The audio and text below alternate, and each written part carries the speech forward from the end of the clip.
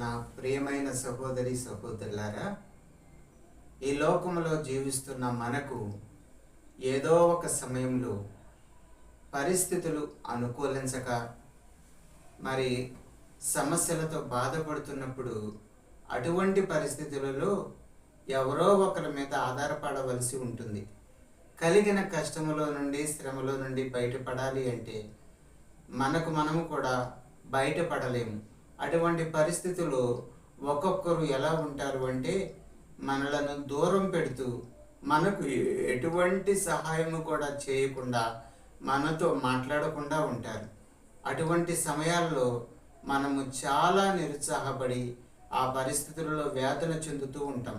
అయితే పరిశుద్ధ గ్రంథమైన బైబిల్లో కీర్తనల గ్రంథం 124వ అధ్యాయం 8వ వచనంలో భూమి ఆకాశములను సృజించిన యెహోవా వల్లనే మనకు సహాయము కలుగుచున్నది అని అక్కడ వ్రాయబడి ఉంది.